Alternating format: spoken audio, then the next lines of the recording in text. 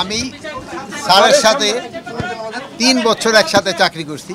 স্যারের আন্ডারে আমি চাকরি করছি এবং তার সাথে আমার অনেক আগে থেকে একটা পরিচয়। আজকে এখানে একটা সৌজন্য সাক্ষাৎকার ছিল। আমরা এই সৌজন্য সাক্ষাৎকারে আমরা বিভিন্ন ধরনের কথাবার্তা আমাকে পারিবারিক লেভেল, অন্যান্য লেভেল এগুলি আমরা আলোচনা করছি। রাষ্ট্রীয় কোনো ব্যাপারে কথা হয়? রাষ্ট্রীয় লেভেলে রাষ্ট্রীয় আলোচনার মাধ্যমে হয়তো 2-1টা রাষ্ট্রীয় লেভেলে চলে আসে, বাট ওইটা খুব একটা বড় আলোচনা না। আচ্ছা, আমি বলতেছি আমাদের লুৎফুজ্জামান বাবর 18 বছর পরে আপনি স্বরাষ্ট্র মন্ত্রণালয়ে 18 বছর পরে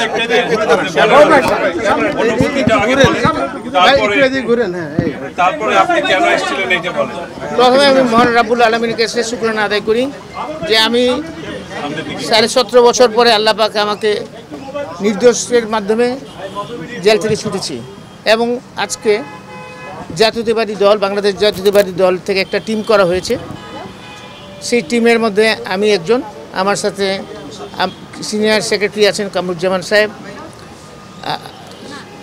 রিমন সাহেব, তারপর হচ্ছে আরগঞ্জে মাহবুব সাহেব আছেন এবং আরেকজন আছেন আমাদের সাথে, তিনি আজকে আসতে পারেননি। তো যাই হোক, আমাদের আসার উদ্দেশ্য আমাদের কিছু কিছু জিনিস আমাদের ম্যাটার অফ কনসার্ন হয়ে দাঁড়িয়েছে, উদ্বিগ্নের জায়গা, যেগুলো আমরা ওনাদের সাথে অত্যন্ত আন্তরিকতার সাথে অত্যন্ত সৌহার্দ্যপূর্ণ পরিবেশে আলোচনা করেছি। সেই সৌহার্দ্যপূর্ণ আলোচনার মধ্যে আমরা আসছি বিশেষ করে বর্তমান ইন্টারিম গভর্নমেন্ট, মাননীয় প্রধান উপদেষ্টা এবং বর্তমান সরকারকে সাহায্য করার জন্য। সেই সাহায্য হিসাবে যেগুলো কনসার্ন করে সেইগুলো আমরা ওনাদেরকে আমাদের ব্যক্ত করছি। উনিও একই জায়গায় একমত পোষণ করছেন। মোটামুটি খুব আলোচনা অত্যন্ত ফলপ্রসূ এবং সৌহার্দ্যপূর্ণ হয়েছে। আপনি বললেন যে উদ্বিগ্নটা কি, বিষয়টা কি, ইস্যুটা কি? স্যার ক্যামেরায় বলেন। উদ্বিগ্ন যেমন আমাদের পার্শ্ববর্তী দেশে পতিত সরকার যে শেখ হাসিনা, ওনার সাথে একটা বিশেষ শিল্পগোষ্ঠী, পত্রিকায় দেখেছেন আপনারা, এসএলএম গ্রুপ, তারা সেখানে একটা মিটিং করছে, সমস্ত পত্রিকায় আসছে। সেটা মিটিংয়ের উদ্দেশ্য ছিল বাংলাদেশের নির্বাচন বানচাল করা, নির্বাচনের বিভিন্ন সহিংস ঘটনা ঘটানো। এটা তো একটা উদ্বিগ্নের জায়গা। সেই ব্যাপারে আমরা আলোচনা করেছি। আরও অনেক কিছু আলোচনা করেছি, যেমন বিভিন্ন অবৈধ অস্ত্র এবং লুট হওয়া অস্ত্র, সেটা যে উদ্ধার হয়নি এখনও, সেটা আমাদের উদ্বিগ্ন জায়গা।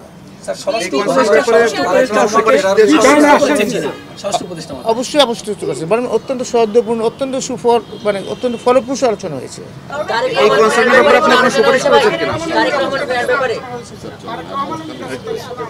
আরেকটা জিনিস আমি বলছি,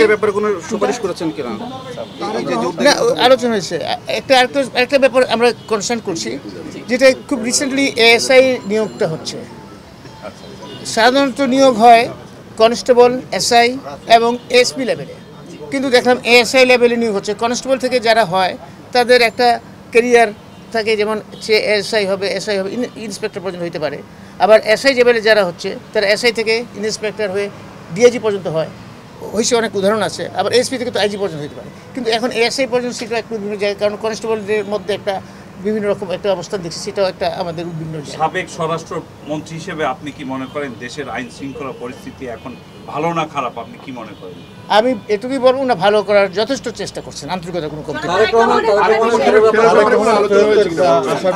ইনশাল্লাহ দ্রুত ফেরত আসবে, আপনি দোয়া করবেন। আল্লাহ হাফেজ।